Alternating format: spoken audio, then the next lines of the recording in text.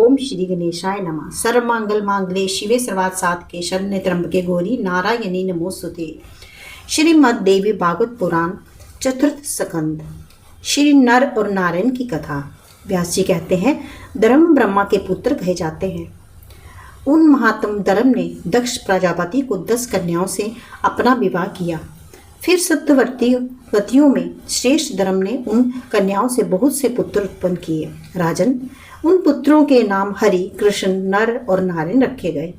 हरि और कृष्ण के द्वारा निरंतर योग व्यास चालू रहा। नर और नारायण हिमाचल पर्वत पर गए और बद्रिकाश्रम नामक पवित्र स्थान में उन्होंने उत्तम तपस्या आरंभ कर दी। दोनों ऋषियों ने वहां रहकर पूरे 1000 वर्षों तक उत्तम तप किया। फिर तो इंद्र के मन में नर और नारायण के प्रति डाह उत्पन्न हो गया। तब इंद्र ने भय उत्पन्न करने वाली मोहिनी माया फैलाई।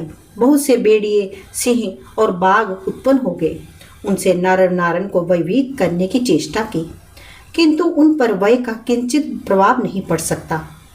अतः नर और नारायण का प्रतिकार करने के लिए उन्होंने पुनः कामदेव एवं बसंत ऋतु की बुलाया।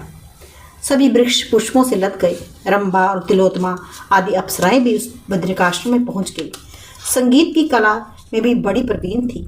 उस मधुर गीत, कोयलों के कलरव और बोरों के गुंजार को सुनकर मुनिवर नर और नारायण की समाधि टूट गई। बहुत सी अप्सराएं और नर और नारायण को दृष्टिगोचर होने लगी। कामदेव की ये विशाल सेना देखकर नर और नारायण बड़े आश्चर्य में पड़ गए। व्यास जी कहते हैं, उस समय मुनिवर नारायण के मन में अभिमान पूर्वक सोचा, इंद्र ने हमारे तप में विघ्न उपस्थित करने के विचार से उन्हें यहाँ भेजा है। इस समय तपस्या का बल दिखलाना परम आवश्यक है। इस प्रकार मन में सोचकर नारायण ने अपने हाथ में जंघा पर पटका, परंतु एक सर्वांग सुंदरी स्त्री को उत्पन्न कर दिया। नारायण के उरु बाग से निकली हुई वे नारी उर्वशी बड़ी सुंदर थी। अप्सराओं ने नर और नारायण से कहा, ओहो, हम मूर्ख स्त्रियां आपके तप की महिमा और दीर्घता देखकर ही आश्चर्य में डूब गई हैं। भगवान नारायण ने कहा, कहो, हम प्रसन्नता पूर्वक तुम्हें अविष्ट पर देने को तैयार हैं। तुम सब लोग सुंदर नेत्र वाली इस उर्वशी को साथ लेकर स्वर्ग पधारो। ये बाला तुम्हें बेट स्वरूप समर्पित है। प्रहलाद के साथ नारायण का युद्ध। व्यास जी कहते हैं, राजन, जब भयंकर हिरण्याकशिपु की मृत्यु हो गई तब उसके पुत्र प्रहलाद को राजगद्दी पर बैठाया गया। दानवराज प्रहलाद देवताओं और ब्राह्मणों के सच्चे उपासक थे।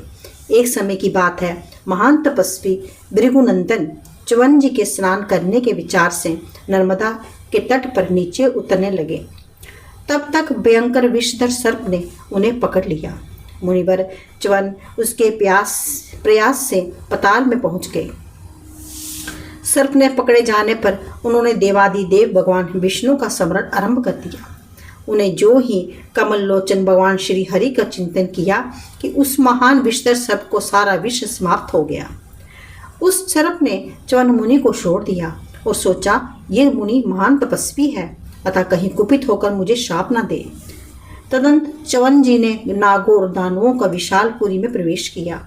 एक बार की बात है, भृगुनंदन च्यवन उस श्रेष्ठ पुरी में घूम रहे थे।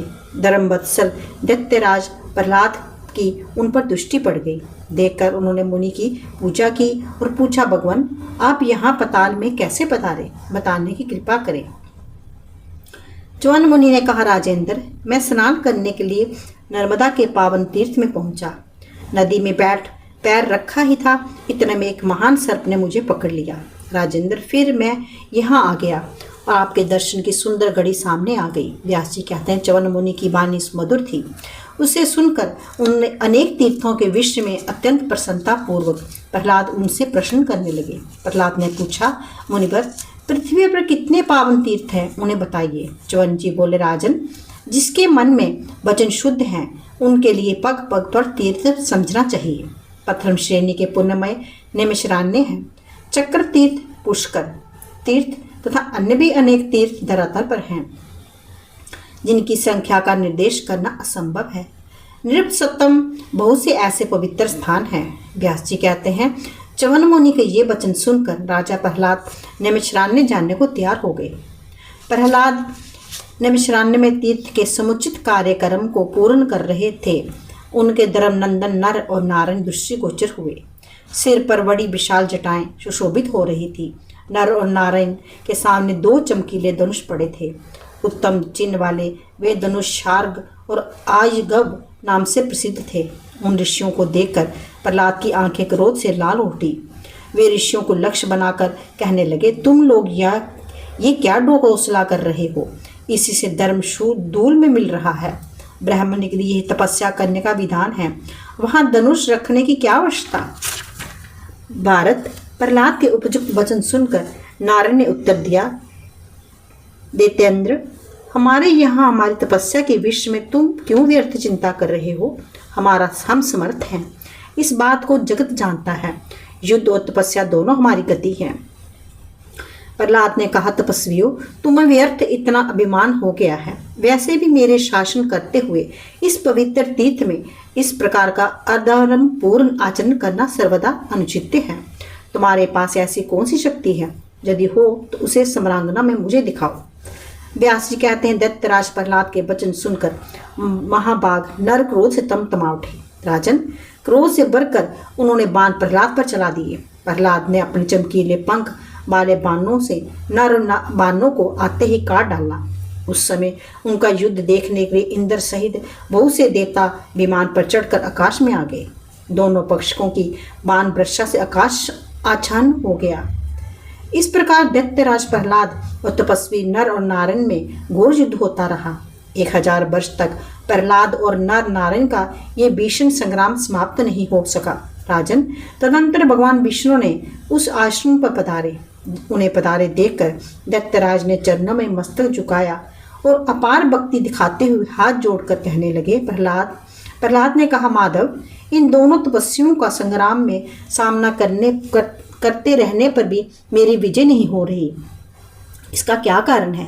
भगवान विष्णु बोले, आर्य, ये दोनों सिद्ध पुरुष हैं, मेरे अंश से इनका अवतार हुआ है, तुम इन्हें नहीं जीत सकते।